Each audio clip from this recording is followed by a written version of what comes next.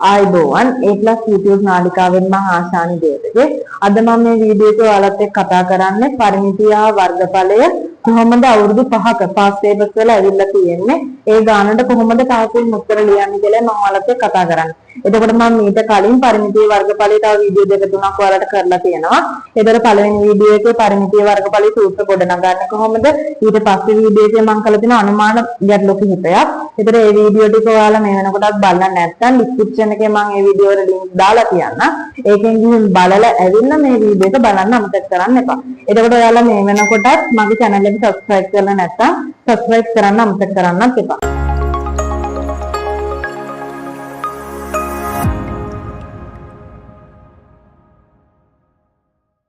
සිස්ටෝරල් ගානේ රූපයේ දැක්වෙන ABCD සුජුකෝණාකාර කොටසකට යා වූ අරය 14ක් මීටර වූ අරය 14ක් මීටර. ඒතර මේකේ අරය මෙන්න මේකනේ අරය කියන්නේ. මෙන්න මේ අරය 14ක් මීටර. හරිනේ. අරය 14ක් මීටර වූ අර්ධ වෘත්තාකාර කොටසක් සහිත මල් පාත්තියකි. මල් පාත්තියේ පිටතින් අඳුරු කර ඇති සුදුකෝණාකාර කොටස් දෙකේ ගල් අතුරලා තියෙනවා. මෙන්න මේ කොටස් දෙකේ ගල් අතුරලා තියෙනවා. රෝමිලකම් එකේ කියනවා මල් පාත්තියේ සුදුකෝණාකාර කොටසේ BC දිග සොයන්නලු. BC දිග යහන්. එතකොට අපි දන්නවා මෙන්න මේ දිග 14ක්. මෙන්න මේ අර්ධ වෘත්තයේ අරය 14ක් නම් මේ සම්පූර්ණ දිග කීයද? 28ක්. 28න් මෙන්න මේ 7 දෙකක් අයින් කරා නම් මෙන්න මේ BC දිග හොයාගන්න පුළුවන්. එහෙනම් BC දිග සමානයි 28න් අඩු කරනවා 14ක්. එතකොට උත්තරේ එනවා 14ක් මීටර කියලා. හොයනකම් දෙක. මල්පාත්තියේ අර්ධ වෘත්තාකාර කොටසේ වර්ගඵලය. අර්ධ වෘත්තාකාර කොටසේ වර්ගඵලය එහෙනම් කොහොමද හොයන්නේ? දෙකෙන් එකයි πr වර්ගය. π කියන්නේ 7න් 22. අරය අපි දන්නවා 14යි 14යි. සුළු කරන්නයි තියෙන 4ක් 1යි 4ක් 2යි දෙකෙන් දෙක ලැබෙනවා. 22 ඒව 14ක් වෙනවා 308යි වර්ග මීටර කියලා. ක්‍රමලක්ෂණ 3. ක්‍රමලක්ෂණ 3 කියනවා අර්ධ වෘත්තාකාර කොටසේ ගල් අතුරා ඇති කොටස් දෙකේ වර්ගඵල වල එකතුවට සමාන නම් සුජුකෝණාකාර කොටසේ AB දිග සොයන්න. මොකද කියන්නේ? අර්ධ වෘත්තාකාර කොටසේ වර්ගඵලය ගල් අතර ඇති කොටස් දෙකේ වර්ගඵල වල එකතුවට සමානයි නම් සුජුකෝණාකාර කොටසේ AB දිග අහනවා. එතන අර්ධ වෘත්තාකාර කොටසේ වර්ගඵලය හොයාගත්ත 308යි කියලා. එතන මේ 308 සමාන වෙනවලු මෙන්න මේ ගල් අතරලා තියෙන සුජුකෝණාකාර දෙකේ වර්ගඵල වල වර්ගඵලයට. එතන මොකද කරන්නේ? මේ එක සුජුකෝණාකාරයේ වර්ගඵලය හොයනකොට AB දිග ගුණ කරන්නේ මොකද? 7 නේ. එහෙනම් අපි එහෙම ලියනවා හරිනේ. 7 ගුණ කිරීම AB. එතකොට මේ කියන්නේ එක සුජුකෝණාකාරයක. ඒක දෙකක් නේ. එතකොට මේක දෙකෙන් ගුණ කරා. දැන් සුදු කරා නම් හරි. දෙවරක් 14යි AB 308යි දෙපැත්තම 14න් බෙදුවා හරි. ඒ 14ට 14 කැපෙනවා AB සමානයි 308 බෙදීම 14 22ක් මීටර කියලා එනවා. AB දිග 22ක් මීටර.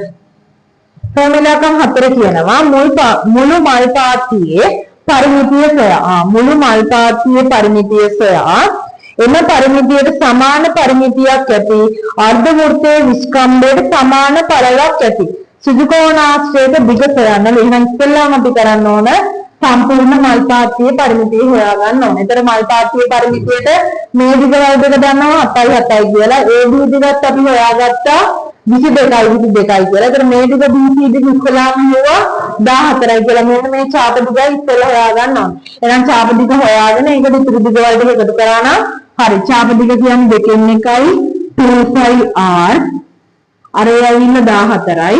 ඒකට එකතු කරන්න ඕනේ මොනවද? මෙතන 7 ඒවා දෙකක් තියෙනවා. එතන 14යි.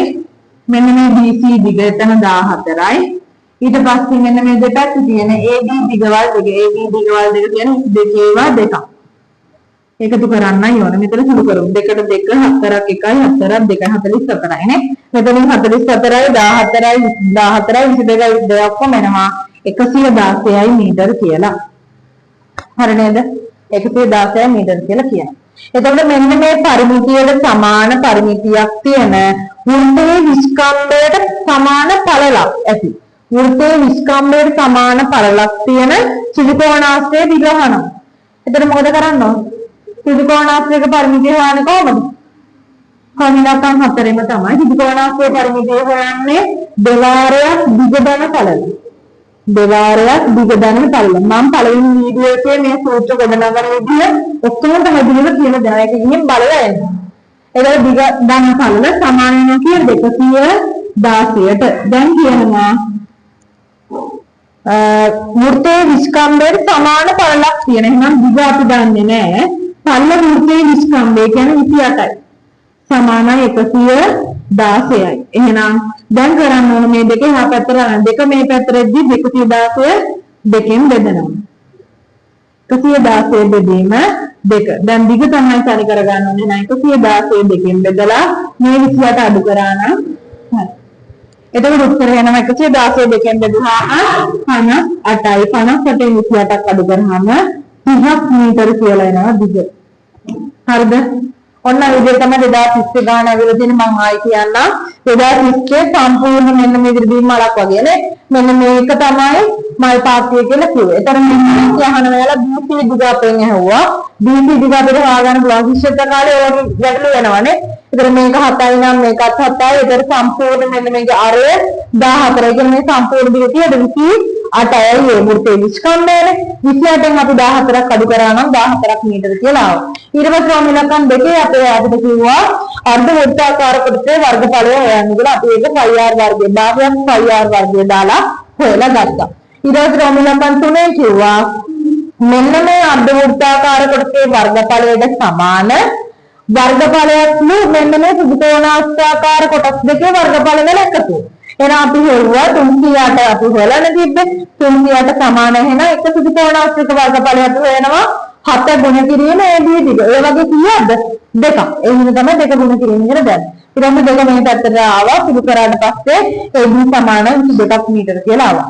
ෆෝමියුලාගම් 4 කිව්වා මෙන්න මේ සම්පූර්ණ මල් පාත්තියේ පරිමිතිය වෙන සමාන ත්‍රිකෝණාස්ථාකාර කොටසක් තියනවලු. ඒකේ පළල තමයි මෙන්න මේ අර්ධ වෘත්තාකාර කොටසේ විස්කම්භය කියලා කිව්වා. එහෙනම් අපි ත්‍රිකෝණාස්ථයක පරිමිතිය වෙන සූත්‍ර ගන්න දෙවාරයක් දිග දන පළල දෙක දිග දන්නේ නැහැ. පළල අපි දන්න වෘත්තයේ විස්කම්භය කියලා. ඒක 28යි. ඊට දිග හොයාගත්ත අපි 30ක් මීටර කියලා. ඔන්න විදිහ තමයි 2030 වල ගාන ඇවිල්ලා තියෙන්නේ.